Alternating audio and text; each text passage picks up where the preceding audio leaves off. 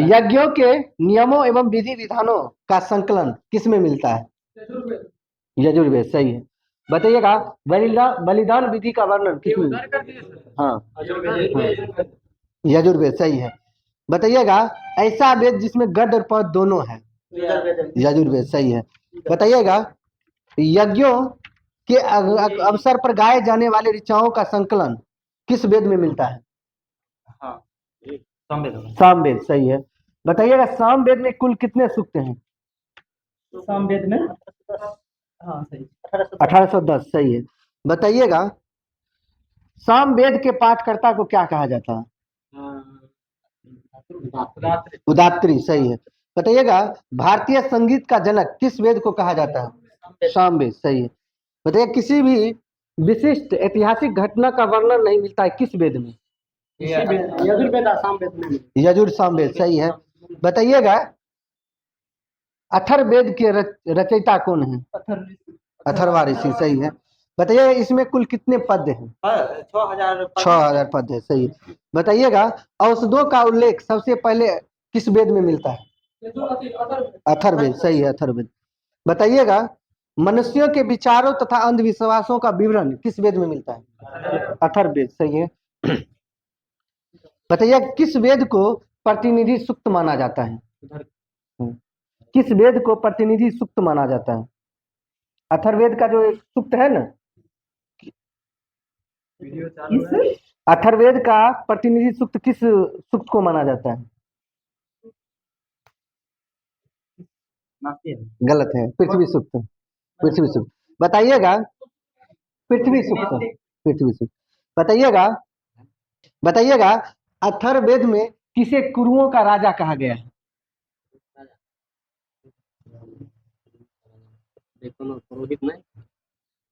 पास है?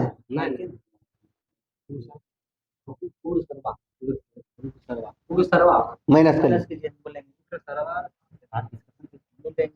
अरे बहुत फेमस आदमी थे। नहीं निकलते पास है। ज्यादा समय। हम आ रहा है बहुत फेमस आदमी। अरे कोनो राजा नहीं रहे जगह पर अथी कलियुग जगह पर पहली बार ही पास है। चलिए पास है। परीक्षित। परीक्षित। चलिए बताइएगा किन्हें प्रजापति की दो पुत्रियां कहा गया है? सभा और समिति। सही है। बताइएगा ऋग्वेद से जुड़ी एकमात्र जीवित शाखा कौन से है?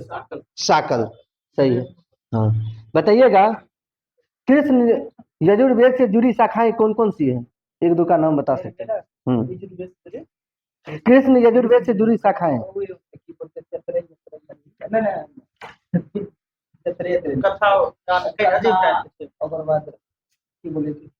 कृष्ण है। हाँ कृष्ण यजुर्वेद। नहीं ऐसा। अच्छा हो गया। पास है। बोलिएगा कम से कम दो बोलिए। 4-5 है। काठक है, कंठिल है, मैत्रियानी है, तैतरई है, ये सब है। चलिए बताइएगा सबसे प्राचीन वेद किस वेद को माना गया? ऋग्वेद से। सबसे बाद का वेद? अथर्ववेद से। बताइएगा वैदिक संहिताओं का की व्याख्या करने के लिए गद्य में लिखे गए हैं किस ग्रंथ में? वैदिक आपका क्वेश्चन है। वैदिक संहिताओं की व्याख्या करने के लिए गद्य में लिखे गए हैं किस ग्रंथ में?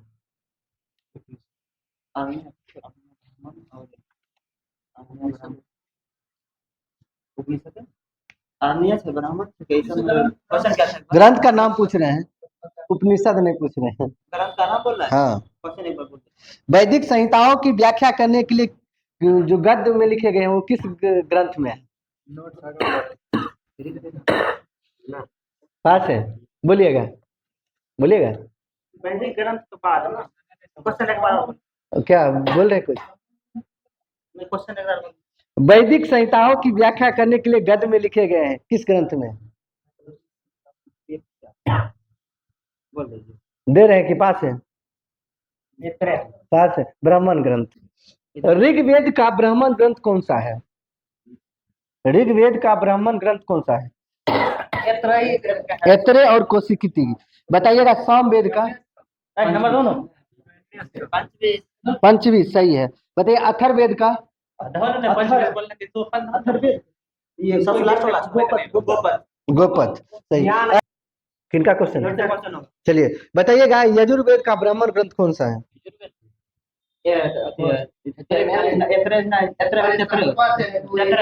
तैतरेय और शतपथ सही है। बताइएगा राज्याभिषेक के नियमों एवं प्राचीन राजाओं के नाम दिए गए हैं किस ब्राह्मण ग्रंथ में?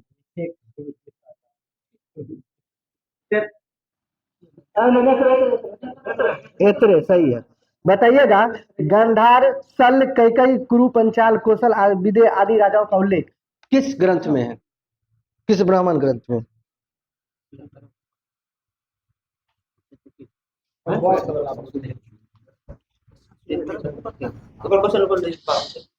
गांधार सल कैकई कुरु पंचाल कौशल आदि जो राजा का उल्लेख किस ग्रंथ में है? बोलिएगा शतपथ ग्रंथ ब्राह्मण ग्रंथ है शतपथ। बताइएगा वैदिक साहित्य में ऋग्वेद के बाद किस ब्राह्मण का स्थान है? शतपथ का सही है। बताइएगा यज्ञ से जुड़े कर्म कांडों की दार्शनिक और प्रतीकात्मक अभिव्यक्ति किसमें मिलता है?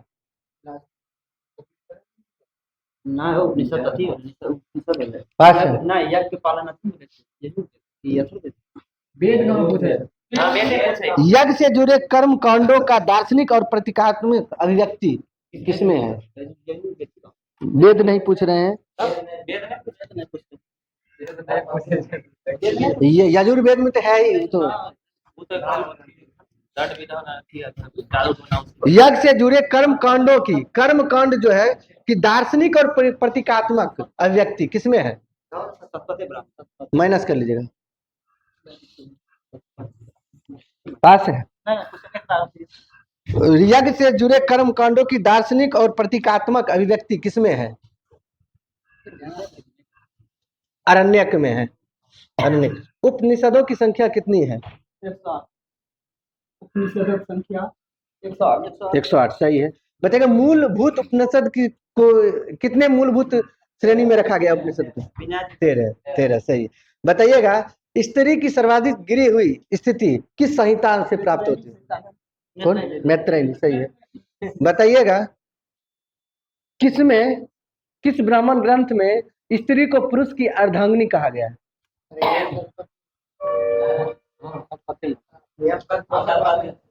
शतपथ सही है।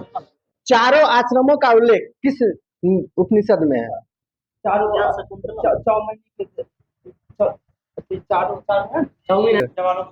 जवालोपनिषद। बताइएगा सबसे प्राचीन एवं प्रमाणिक मनुस्मृति ग्रंथ कौन सा है?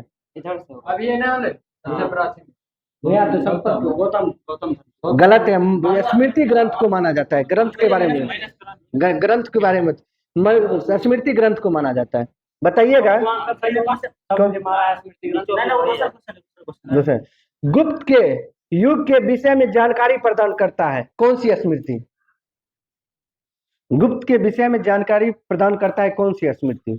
ऊपर मुझे कॉलम दे देना है वो पुराण है। स्मृति हम पूछ रहे हैं क्वेश्चन माइनस है। नारद स्मृति आपका पास क्वेश्चन दे रहे हैं। भली भांति समझने के लिए कितनी वेदांग की रचना की गई? 6 सही है।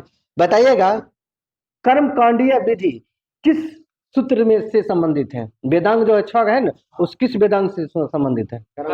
हाँ कर्मकांडीय विधि। कल्प सही है। चलिए बताइएगा आपका मेन क्वेश्चन अब है कि शब्दों की व्युत्पत्ति का शास्त्र किस वेदांग में है? नहीं है कुछ।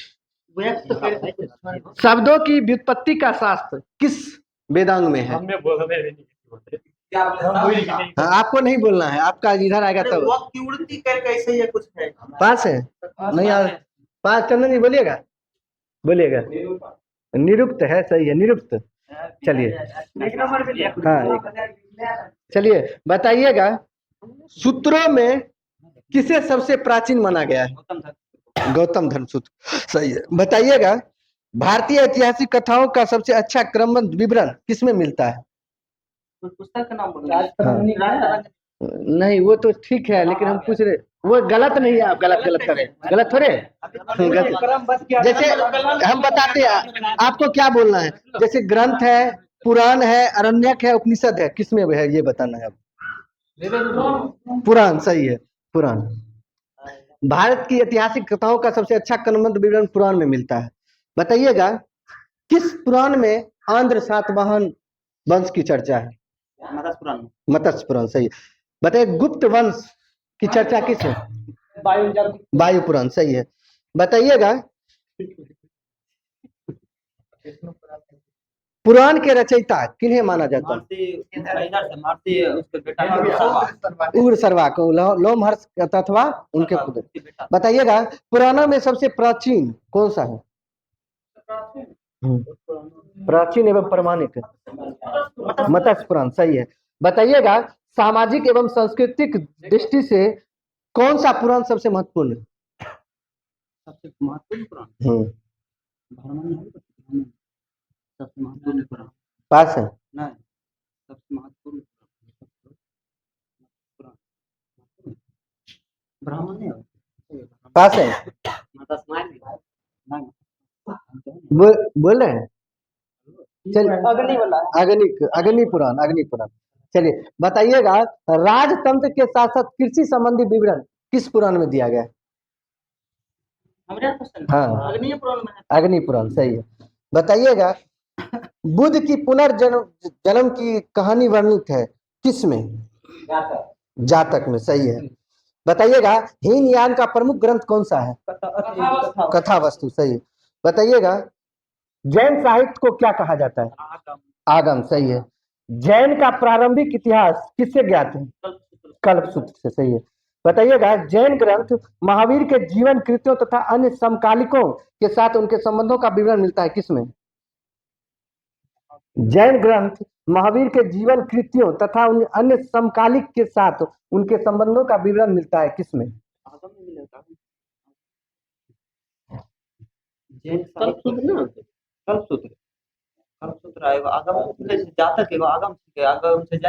पास है बौद्ध धर्म आगम है और हमको दे क्या रहे हैं?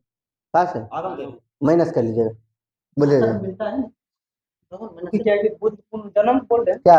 सुनिए जैन ग्रंथ के बारे में। जैन ग्रंथ महावीर के जीवन कृत्यों तथा अन्य समकालिकों के साथ उनके संबंधों का विवरण किस में मिलता है?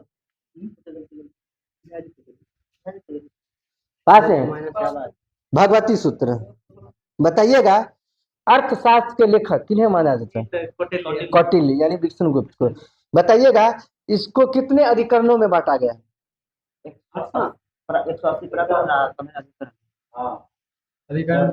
15 सही है। 180 प्रकरण है। बताइएगा अर्थशास्त्र में जो चाणक्य का जो है उसमें किस वंश का इतिहास मिलता है? मौर्य वंश सही है। बताइए इसका अनुवादक कौन थे? नहीं इस अर्थशास्त्र का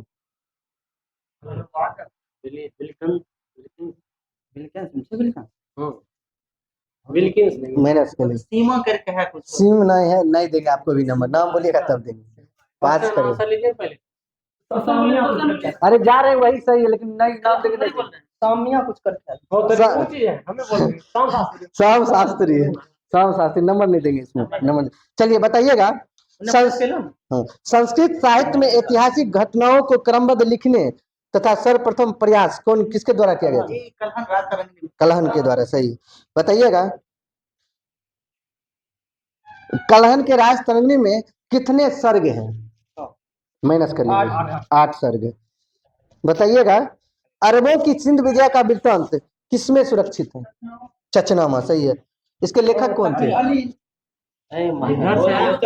हाँ बोलिए अली अहमद सही है। दल किनका क्वेश्चन है? हाँ दल खालसा के नेतृत्व किसके अंतर्गत रखा गया था जिसमें 12 दलों में विभाजित किया गया था? जस्सा सिंह अहलूवालिया सही है। बताइएगा रणजीत सिंह का जन्म कब हुआ था? 1780 2 नवंबर 1780 80। बताइएगा रंजीत सिंह लाहौर का शासक कब बना था? 98। सही है। बताइएगा अमृतसर की संधि कब हुई थी? 1809। सही है। चार्ल्स मेटकॉप और रंजीत सिंह के बीच हुआ था। बताइएगा महाराजा रंजीत सिंह का विदेश मंत्री कौन था? विदेश अली कुछ मोहम्मद मुस्लिम को फकीर अहमद फकीर अजीमुद्दीन। बताइएगा वित्त मंत्री कौन थे? अरे हमरा दीनानाथ। सही है। ऐसे मत बताइएगा रजनीश सिंह की मृत्यु कब हो गई थी? 39 में हुआ था। कब 39? 1739 या 1800 या 1839? 1839। 7 जून 1839। बताइएगा प्रथम आंग्ल सिख युद्ध कब हुआ था?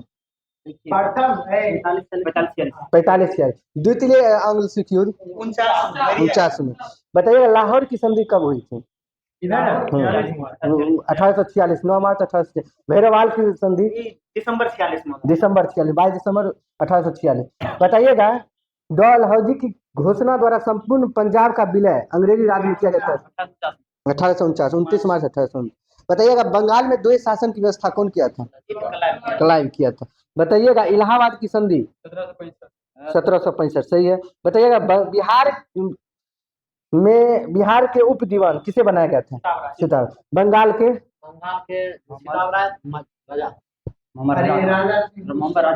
राजा खान। सही है। बताइएगा बंगाल के गवर्नर जिनको अंग्रेजी क्षेत्रों का गवर्नर जनरल कहा जाने लगा किस एक्ट के तहत? 73 के एक्ट। सही है। भारत में कंपनी के अधीन गवर्नर जनरल कौन बनेगा? Warren Hastings. बताइएगा प्रत्येक जिला में एक फौजदारी और दीवानी अदालतों की स्थापना ये लॉर्ड हेस्टिंग्स कब किए थे? लगा कि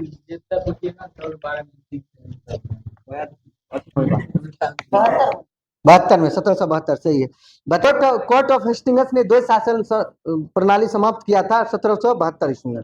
चलिए बताइएगा वारेन हेस्टिंग्स ने एक नई भू राजस्व पद्धति इजारे प्रथा लागू किया गया था कब? यह क्वेश्चन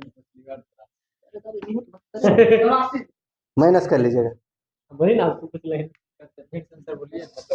बताइएगा वारेन हेस्टिंग्स ने एक नई भू राजस्व पद्धति लागू की थी जिसे इजारी प्रथा के नाम से जाना जाता है कब?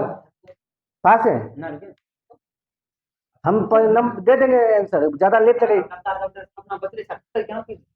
चलिए किसी के पास नहीं। 1772 में। 1772। बताइएगा मनु स्मृति को अंग्रेजी में अनुवाद कब किया गया था? कब किया गया हम वो पूछ रहे हैं।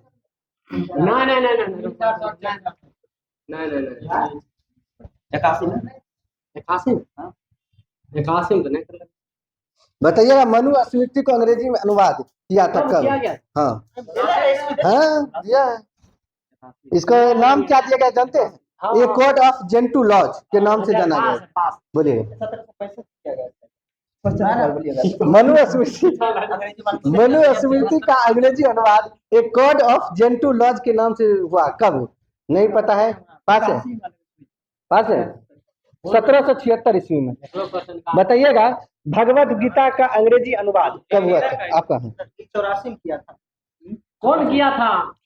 विंकलस करके है। विल्किंस। सही है। हम कहाँ नहीं ले रहे आप दे रहे हैं नहीं तो हमको बोलिएगा तब ना आप। William Wilkins. विल्किंस है तो विल्किंस है। चलिए बताइएगा अभिज्ञान शाकुंतलम नामक नाटक की अंग्रेजी में अनुवाद कब किया गया था? कब ना? हाँ कब भाई वही हम पूछ रहे हैं। आप क्या है वही तो है कौन क्या वो है ये नहीं। अभिज्ञान शाकुंतलम जो कालिदास का है ना वो। तो अभिज्ञान शाकुंतलम नामक नाटक की अंग्रेजी में अनुवाद कब किया गया था? विलियम विल्किंस द्वारा 1789 में। बताइएगा हेस्टिंग्स ने कलकत्ता में मुस्लिम शिक्षा विकास के लिए प्रथम मदरसा स्थापित 81 में। बताइएगा जोनाथन डंकन ने बनारस में संस्कृत विद्यालय कब स्थापित किया था? संस्कृत विद्यालय सही है 82। 1782। बताइए एशियाटिक सोसाइटी ऑफ बंगाल की स्थापना कब की गई थी? 1803 में। माइनस कर लीजिएगा। माइनस करें 1784 में। नहीं हम 28 बोले, हम 1784, वो सब कुछ नहीं होगा, वो बोलिए हमको देंगे। चलिए 1784 में है। चलिए बताइएगा बम्बई में एशियाटिक सोसाइटी की स्थापना कब हुई थी?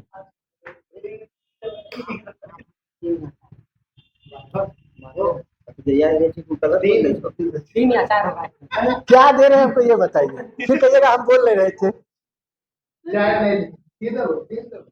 3 या 4 1803 या 4 सही है, 3 है, 4 पर 4 बोल रहे हैं। बम्बई में एशियाटिक सोसाइटी की स्थापना 1803 ईस्वी में हुआ। बताइएगा लंदन में Asiatic society of great Britain की स्थापना कब हुई थी? 1823। सही है। बताइएगा भारत का पहला समाचार पत्र द बंगाल गजट कब प्रकाशित हुआ? 1780 में। किसके द्वारा? जेम्स अगस्त हिक्की। बताइएगा कलकत्ता में उच्चतम न्यायालय की स्थापना कब की गई थी? 1774। सही है। बताइएगा प्रथम मुख्य न्यायाधीश कौन थे? एलिजा इनके। सही है। बताइएगा हेस्टिंग्स ने बंगाली ब्राह्मण को झूठा आरोप लगाकर न्यायालय के द्वारा फांसी लगवा दिया था, उसका नाम क्या था?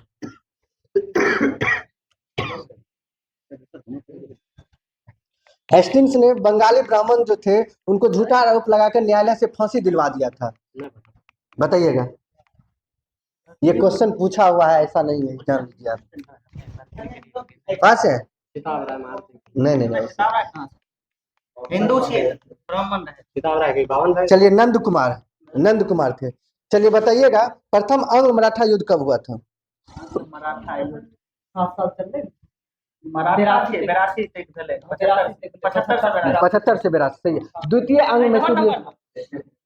अंग मैसूर युद्ध 80-84। सही है। बताइएगा प्रथम अंग्ल मराठा युद्ध किस संधि के तहत समाप्त हुआ था? सलवाई। बताइए द्वितीय अंग्ल मैसूर युद्ध? मंगलोर संधि। सही है। बताइएगा पिट्स इंडिया एक्ट किसके समय पारित हुआ था? Warren Hastings. बताइए कब आया था? 1784 में। बताइएगा बोर्ड ऑफ रेवेन्यू की स्थापना कब की गई थी? 72 में। सही है, 1772। बताइएगा हेस्टिंग्स ने संपूर्ण लगान के हिसाब के देखभाल के लिए एक भारतीय अधिकारी की नियुक्ति की थी, उस पद का नाम क्या था? बोलिएगा। रायन। हाँ नहीं, कोई नहीं दिया। बताइएगा इस पद पर पहला भारतीय कौन बना था? माइनस का।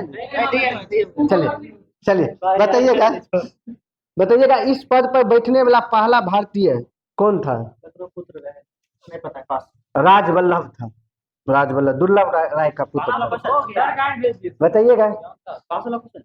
बताइएगा पिट्स इंडिया एक्ट के विरोध में इस्तीफा देकर वारेन हेस्टिंग्स जो फरवरी जब पहुंचा था तो उस पर महाभियोग लगाया था, किसके द्वारा? बर्क के द्वारा। सही है। बताइएगा सुरक्षा प्रकोष्ठ की नीति किससे संबंधित है?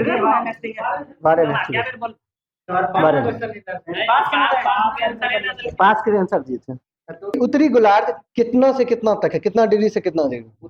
उत्तरी गोलार्ध कितना डिग्री है? 8 डिग्री 6 मिनट 37 डिग्री 37 डिग्री कुछ मिनट तक है। 8 डिग्री 4 मिनट है, 6 मिनट। 8 डिग्री 4 मिनट से 37 डिग्री 6 मिनट।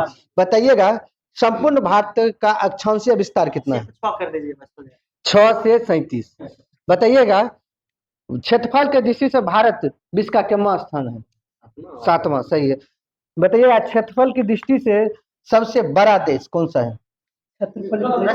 रूस। सही है। बताइएगा भारत का क्षेत्रफल संपूर्ण विश्व के क्षेत्रफल का कितना प्रतिशत है? 2.42%। बताइएगा भारत का उत्तर से दक्षिण विस्तार कितना है? उत्तर दक्षिण हो जाए उत्तर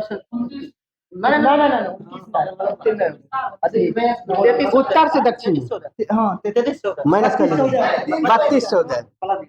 बताइएगा पूर्व से पश्चिम का विस्तार 29-33। सही है। बताइएगा भारत का स्थलीय सीमा की लंबाई कितना है? अच्छा चलिए रोक दीजिए क्वेश्चन को। 15,200 है। दूसरा क्वेश्चन तटीय भाग की लंबाई कितना है? नहीं तटीय भाग की लंबाई कितना है? तटीय भाग 75 ना तटिया बोल रहे तटिया बोल रहे हैं तो हो जाएगा 152। क्या दे रहे तटिया? 75-16 है। सही है, 75-16। हाँ बताइएगा मुख्य भूमि की तटीय भाग की लंबाई कितनी? 6100। बताइए भारत में समुद्र में भारत की प्रादेशिक सीमा का विस्तार कितना मील तक है? 12 नॉटिकल मील। बताइएगा पाकिस्तान इससे कितना साझा करता है, कितना किलोमीटर? 1170 एकड़ टोटल है। माइनस कर लीजिए। 33 बताइएगा म्यांमार कितना करता है? म्यांमार 1600 नहीं हो, म्यांमार 1600 1643 सही है। चलिए 1643 से 43 अंतर ना। शांत रहिए, सब ऑप्शन से ठीक हो जाएगा, टेंशन क्या ले रहे। बताइएगा भूटान का कितना दूरी है, बताइएगा किलोमीटर। इनको 100% मालूम रहता है, वही बहस करते हैं।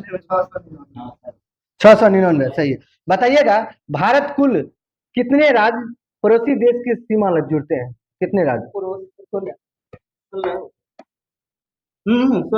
16 राज्य अभी बदल 16 राज्य। लगता है कि नहीं लगता है, पूछ रहे थे। चलिए बताइएगा भारत की जल एवं स्थल सीमा से लगे देश का नाम। मतलब 7 है, जल और स्थल दोनों से लगता है। 3 है। हाँ 3 को कौन कौन है? पाकिस्तान और श्रीलंका हाँ। है, पाकिस्तान भी है और पाकिस्तान। वो बोल रहे हैं, वो सही बोल रहे सही बोल रहे हैं, हैं। आप गलत बोल रहे हैं। बांग्लादेश, म्यांमार और पाकिस्तान एकदम सही है। श्रीलंका नहीं है, स्थलीय सीमा नहीं है उसका। चलिए तो आंसर होगा बांग्लादेश, म्यांमार और पाकिस्तान। चलिए बताइएगा भारत की सबसे दक्षिणी बिंदु। इंदिरा पॉइंट की इंदिरा पॉइंट बताइएगा भारत की सबसे उत्तरी बिंदु। इंदिरा कॉल सही है। बताइएगा पश्चिमी बिंदु।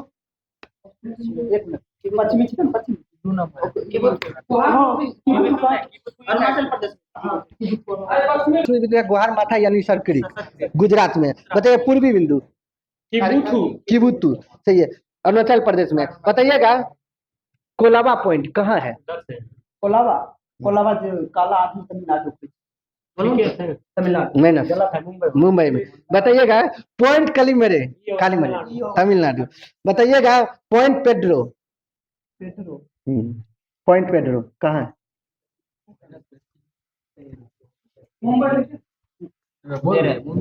दे रहे हैं, पास माइनस कर लीजिए। पॉइंट पेड्रो नहीं पता। जाफना श्रीलंका के उत्तर पूर्व में है। बताइएगा भारत और चीन की सीमा को क्या कहा जाता है? मैकमोन। बताइएगा भारत उपमहाद्वीप एवं चीन के मध्य एक जल विभाजक का काम करती है, कौन सा रेंज? भारतीय उपमहाद्वीप एवं चीन के मध्य एक जल विभाजक का काम करती है, श्रेणी कौन सा श्रेणी है, उसको इंग्लिश में रेंज कहते हैं। पास है, दे रहे हैं हमको, ये बताइए है, पूछिए नहीं, दे रहे थे। नहीं सही पास है। भारतीय उपमहाद्वीप एवं चीन के मध्य एक जल विभाजक का काम करती है, वो कौन सा रेंज है? पास है, दे रहे हैं या पास है? कुछ बोलिए आप लोग। काराकोरम रेंज सही है। बताइएगा, चलिए बताइएगा भारत और अफगानिस्तान, एक मिनट, भारत और अफगानिस्तान के बीच कौन सा रेखा है? डुरंड रेखा सही है। चलिए भारत एवं पाकिस्तान के बीच रेड क्लिफ। बताइए भारत और नेपाल के बीच कौन सी नदी सीमा बनाती है? काली नदी सही है। बताइएगा भारत और म्यांमार से अलग करती है कौन सी पहाड़ी? पटकाई बूम की पहाड़ी। बताइए दक्षिण में श्रीलंका से भारत किस जल संधि द्वारा जुड़ती है? पाक जल संधि। और मन्नार की खाड़ी द्वारा अलग। बताइएगा भारत का दूसरा निकटतम समुद्री पड़ोसी देश कौन सा है? इंडोनेशिया। सर्वाधिक राज्यों की सीमा से लगा राज्य कौन सा है? उत्तर प्रदेश। कितने राज्यों से है? 8 राज्य सही है। बताइएगा भारतीय राज्यों में सर्वाधिक लंबी तटरेखा वाला राज्य कौन सा है? गुजरात सही है। कितना किलोमीटर है? गुजरात की हो जाए तो 80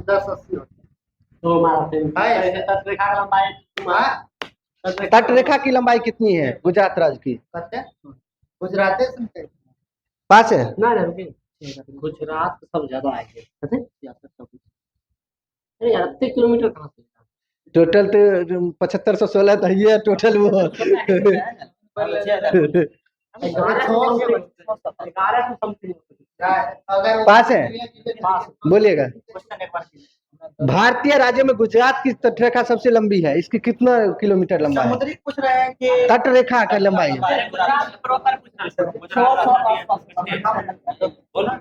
600 आसपास है। पास है। पास है। 1663। बताइएगा भारत के कितने राज्य तट रेखा से लगे हुए हैं? 9 राज्य। सही है। बताइएगा काराकोरम दर्रा कहाँ है? काराकोरम जम्मू दर्रा कश्मीर। काराकोरम जम्मू कश्मीर। लद्दाख चलिए, लेकिन इसमें जम्मू कश्मीर जम्मू कश्मीर लद्दाख दोनों चले जाइए। चलिए बताइए। दोनों मत दीजिए। जोजिला दर्रा जोजिला लद्दाख। लद्दाख। सही है। अदिल दर्रा आदिल दर्रा ये सब आप देख जाएंगे। लद्दाख। पीर पंजाल फिर पंजाब जम्मू कश्मीर। बनिहाल दर्रा बुर्जिल दर्रा बुर्जिला दल्ला ला ला बुर्जिला बुर्जिल कहाँ? बुर्जिला शांत रहिए ना। जम्मू कश्मीर। क्या दे रहे हैं? जम्मू कश्मीर सही है। जम्मू कश्मीर। शिव किला दर्रा हिमाचल प्रदेश। रोहतांग दर्रा हिमाचल। बड़ा लाचला दर्रा हिमाचल। लेपुलेख दर्रा उत्तराखंड। उत्तराखंड। माना दर्रा नाथुला दर्रा नहीं अरुणाचल प्रदेश। अरुणाचल प्रदेश। माइनस कर सिक्किम। सिक्किम। बताइएगा जलेपला बोल ही दिए। चलिए हाँ एक कर दीजिए। बोमडिला दर्रा अरुणाचल प्रदेश। यांग याप दर्रा दीफू दर्रा दीपू अरुणाचल प्रदेश। अरुणाचल। तुजू दर्रा मणिपुर। और अरुणाचल प्रदेश के बीच सीमा कौन सी नदी बने? संकोश नदी। बताइएगा किस दर्रे के पास ब्रह्मपुत्र नदी भारत में प्रवेश करती है? आप कुछ नहीं बोलिए ना, काहे ला बीच में बोल रहे हैं? अरुणाचल प्रदेश। आपका आएगा तो बोलिएगा। अरुणाचल प्रदेश ब्रह्मपुत्र नदी भारत में प्रवेश करती है किस दर्रे से? पास है। माइनस करिए। यांग याप दर्रा। दर्रे का निर्माण किस नदी द्वारा होता है? सतलज नदी। जोजिला सिक्किम है। हाँ जोजिला सिक्किम के ब्रह्मपुत्र होते हैं। तीन नदी जो शिविर में बात पास है। ताप्ती माइनस कर लीजिए। सिंधु नदी। बताइएगा शिव किला का निर्माण किस नदी से होता है? सतलज। बताइए जलेपला दर्रा का। एक नंबर हाँ दिल्ली। हाँ प्लस 2 किया हाँ चलो। दूगो हो गया आपका। जलेपला दर्रा तीस्ता नदी। अरे यार एक नाम नहीं आ रहा था दिमाग दही। हाँ तो लगे थे लेकिन ताप्ती गलत तक समझ लो। चलिए भारत की सबसे ऊंचा दर्रा कौन सा है? काराकोरम दर्रा। बताइएगा किस दर्रा द्वारा कुल्लू घाटी को हिमाचल प्रदेश की लाहौल और स्पीति घाटियों से जोड़ता है? माइनस कर लीजिएगा। रोहतांग दर्रा। बताइएगा श्रीनगर से गिलगित को जोड़ती है कौन सा दर्रा? बुर्जिल दर्रा। सही है। बताइएगा हिमाचल प्रदेश और लद्दाख को जोड़ती है कौन सा दर्रा? दर्रा बहुत बोले थे, बोलते कहाँ? कौन क्वेश्चन था? हिमाचल प्रदेश और लद्दाख को जोड़ती है कौन सा दर्रा?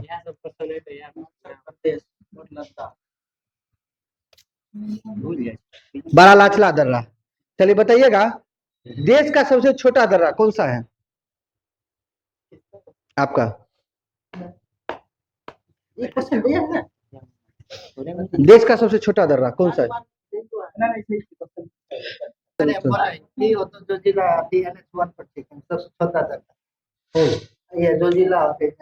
पास है। सर देश का सबसे छोटा दर्रा कौन सा है? माइनस कर लीजिए। बनिहाल दर्रा। जवाहर सुरंग इसी में। बताइएगा भारत और म्यांमार को जोड़ता है कौन सा दर्रा? अब इनका क्वेश्चन है, आपका कहाँ? पास है। नहीं आपका क्वेश्चन है। भारत और म्यांमार। हाँ कौन सा दर्रा? हाँ, अरे ये सब बहुत इम्पोर्टेंट है, पता नहीं यही सब कोई नहीं याद किए हैं। नहीं चलिए पास है, बोलिए। तुजू दर्रा। बताइए शिमला से तिब्बत को जोड़ता है कौन सा दर्रा? शिमला को तिब्बत से जोड़ता है कौन सा दर्रा? शिमला को तिब्बत से जोड़ता है, गौर करिएगा तो बता दीजिएगा। उधर इधर इस क्वेश्चन ऐसे ना है शिमला शिमला कौन राज्य वो भूल गई नहीं आता है। बोलिए। हाँ ठीक हिमाचल प्रदेश किले लगा था क्या बोले हैं? किला धरा क्वेश्चन शिव किला सही है, हिमाचल प्रदेश में है शिमला, उसी का राजधानी है। चलिए ठीक, समझ गए। शिमला से तिब्बत को जोड़ता है ये शिव किला दर्रा। बताइएगा हिमाचल प्रदेश और लद्दाख को जोड़ती है कौन सा दर्रा? अरे ये सब बहुत प्रीवियस उल्टाइए, ये सब क्वेश्चन डायरेक्ट है पता। बहुत कंफ्यूजन हुई है तीन दर्रे है, बारालाचा, चिपचिला, पास है, बोलिएगा। हिमाचल प्रदेश को हिमाचल प्रदेश और लद्दाख को जोड़ती है, कोना में है ऊपर से। हिमाचल पास है, बारालाचा दर्रा। बताइएगा किस राज्य में जीवित जल पुल पाया जाता है? इधर से अरे, जीवित जल पुल पाया जाता है किस राज्य में? अरे आदमपुर लेकर देखना इसके आदमपुर से बन गए इसके पास है, कोई दो बोलिएगा। मेघालय में। बताइएगा 3 अर्धचंद्राकार समुद्र तट कहाँ मिलता है? कन्याकुमारी सही है। बताइएगा जाफना और शेष श्रीलंका से, जो जाफना जो तमिलनाडु में, ये दोनों किस दर्रे से जुड़ा होता है? दर्रा दर्रा पूछ रहे, फेमस नाम है ये। पास है, बोलिएगा। दर्रा हम पूछ रहे हैं, खारी नहीं पूछ रहे। एलिफेंटा दर्रा। भारत की संसद ने पहला निवारक निरोध अधिनियम पारित किया था कब? 1950, 26 फरवरी 1950। बताइएगा आंतरिक सुरक्षा व्यवस्था यानी मीसा कब आया था? 1971। बताइएगा आतंकवादी एवं विध्वंसकारी गतिविधियों का निरोध कानून कब आया था, कब समाप्त हुआ ये बताइए। टाडा जिसको कहते हैं, टाटा हाँ टाडा।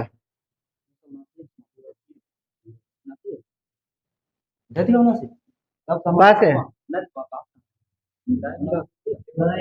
माइनस कर लीजिए, 95 सही है। बताइएगा मानव के दुर्व्यापार और बलात् श्रम का प्रतिषेध किस अनुच्छेद में कहा? 23। बताइएगा 14 वर्ष से कम आयु के वाले बच्चों को किसी बच्चे को कारखाने जाने से निषेध किया गया किस? 24 सही है। बताइएगा शिक्षा संस्थान की स्थापना किस अनुच्छेद में कहा गया? अल्पसंख्यक के लिए हाँ अल्पसंख्यक के लिए। नहीं 29, 28, 29 का आसपास होगा क्वेश्चन फिक्स कीजिए। शिक्षा संस्थान और शिक्षा संस्थाओं की स्थापना और प्रशासन करने का अल्पसंख्यक वर्गों का अधिकार किस अनुच्छेद में दिया गया? माइनस कर लीजिए। 28 होगा क्वेश्चन क्या है? शिक्षा संस्थाओं की स्थापना और प्रशासन करने का अल्पसंख्यक वर्गों का अधिकार किस अनुच्छेद में? नहीं 29 से बोल, 29 ना होता 29 बोलना फिर गलती 28 बोल लगे, 29 बोलना 29 बोलना 28 28 माइनस करिए 30 होगा, 30 होगा। चलिए क्या सारे हटा दिया था बोलना 30 चलिए आगे क्वेश्चन है कि बताइएगा याद धार्मिक कार्यों के प्रबंध की स्वतंत्रता है किस अनुच्छेद में? प्रबंध हाँ 26 सही है। बताइएगा किसी व्यक्ति को ऐसे कर देने के लिए बाध्य नहीं किया जाता जिसकी आय धर्म से 27 में। बताइएगा राज्य विधि से पूर्णतः पोषित किसी शिक्षा संस्थान में कोई धार्मिक शिक्षा नहीं दी जाएगी किस अनुच्छेद में? अनुच्छेद 28। चलिए बताइएगा मौलिक अधिकारों को परिवर्तित कराने के लिए जो उच्चतम न्यायालय जा सकते हैं वो किस अनुच्छेद? 32 में सही है। बताइएगा 5 प्रकार की रीट जारी करता है उच्चतम न्यायालय, कौन कौन सा है? बंदी प्रत्यक्षीकरण, हाँ फरमादेश, हाँ प्रतिषेध, प्रतिषेध उत्प्रेषण अधिकार परीक्षा सही है। बताइएगा किसके अंतर्गत बंदी बनाए गए व्यक्ति को निश्चित स्थान और निश्चित समय के अंदर उपस्थित करे? नहीं किस रीट के द्वारा? बंदी प्रत्यक्षीकरण। बंदी प्रत्यक्षीकरण, सही है। बताइएगा, अधीनस्थ न्यायालयों को यह निर्देश दिया जाता है कि वे अपने पास लंबित मुकदमों को न्याय निर्णय के लिए उसे वरिष्ठ न्यायालय को भेजे। ये किस रीट में कहा है? माइनस कर लीजिए, बोलिएगा। अच्छा, इसमें दो गो है, वो एगो उत्प्रेषण है, एगो अधिकार परीक्षा है, लेकिन एगो है जब आदेश दे देता है तब। हम क्वेश्चन सुनिए। अधीनस्थ न्यायालय को निर्देश दिया गया कि वे अपने से लंबित मुकदमे, लंबित जो मुकदमा है उसको न्याय निर्णय के लिए वरिष्ठ न्यायालय को भेजे। वो किस रीट में कहा गया है? अधिकार परीक्षा। माइनस कर लीजिए, उत्प्रेषण में। उत्प्रेषण में देना जरूरी है के लिए। चलिए बताइएगा। चलिए, उत्तर दक्षिण की कुल लंबाई बिहार की कितनी है? दक्षिण की कुल लंबाई बिहार में और दक्षिण 345। 45 345 कहाँ से? उत्तर से दक्षिण 345 दे रहे हैं या पास हैं? उत्तर दक्षिण है। हाँ 483 घटी है, 483 पास है। कम है कथी सर? 345 उत्तर से दक्षिण 345 तो पढ़ ले। 345 सही है। अक्षांशीय विस्तार, हाँ 24 20 से लेके 27 31 तक। चलिए, देशांतरीय विस्तार कितना है? देशांतरीय 84 से 83 27 31 27 कहाँ पे? 84 से 83 84 से 87 एक है। 84 87 83 से लेके 88 तक है, चलेगा। चलिए बताइएगा, कुल क्षेत्रफल कितना है? 94 163। बताइए, भारत के कुल क्षेत्रफल का कितना प्रतिशत है? भारत का कुल क्षेत्रफल 8.कुछ क्षेत्रफल 2.86 यही हो 2.8 होगा। 2.86%, सही है। बताइएगा, भारत का केमा क्षेत्रफल के अनुसार केमा राज्य है? 12वां, सही है। बताइएगा, भारत के कुल जनसंख्या का कितना प्रतिशत है? कुल जनसंख्या 8% ज्यादा है। नहीं सारे मतलब कि 8.6। समुद्र तल से ऊंचाई कितना है मीटर में? बताना। मीटर 53 मीटर, सही है। 173 फीट 53 मीटर। औसत वर्षा कितना होता है?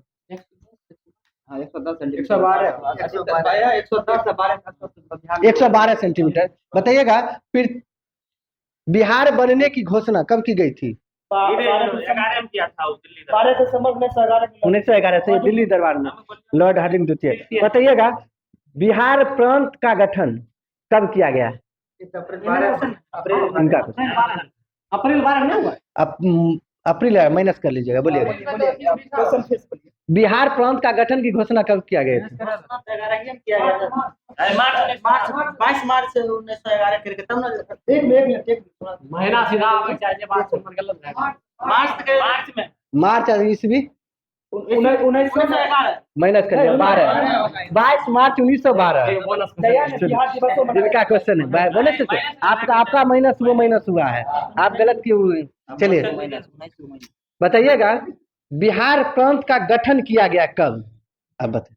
बिहार घोषणा किया था 22 मार्च 1912, गठन कब? 1 अप्रैल 1912। 1912, सही है। बताइएगा, बिहार से उड़ीसा पृथक होकर अलग राज्य कब बना? 36 में उड़ीसा अलग होना। हाँ, ये अप्रैल 1 अप्रैल। क्या क्वेश्चन सुनिएगा, बिहार से उड़ीसा पृथक होकर एक अलग राज्य बना कब? ये बना है 36 1 अप्रैल 1936। एक बार को सुन जान। बिहार से झारखंड पृथक होकर अलग राज्य कब बना था? 15 बताइएगा। 15 नवंबर। सही है, 15 नवंबर 2000। कब बनाया गया? एक। बताइएगा, कुल जिला कितना है बिहार में? कुल जिला राज्य बिहार। 38वां जिला कौन सा है? हाँ, अरे बात। बताइएगा, अनुमंडल कितने हैं? अनुमंडल कितना गैदरिंग करे? अनुमंडल 534। अनुमंडल आप माइनस कर देंगे, हम बहुत बार हमको देख रहे हैं। अनुमंडल 101। बताइएगा, कुल पंचायत। हाँ 60। नहीं 60 है। 60 60 60 60 चाहिए। बताइए, माइनस कर लीजिए 80 67 बताइएगा कुल नगर निगम कितना है 19 में। अरे भाई कुल पंचायत हम बोले हैं तो 80 67 है ना। चलिए चलिए बताइएगा कुल प्रखंड कितनी है 534 सही है। कुल नगर परिषद कितनी है नगर परिषद हाँ 88। कुल नगर पंचायत परिषद ज्यादा है नगर पंचायत हाँ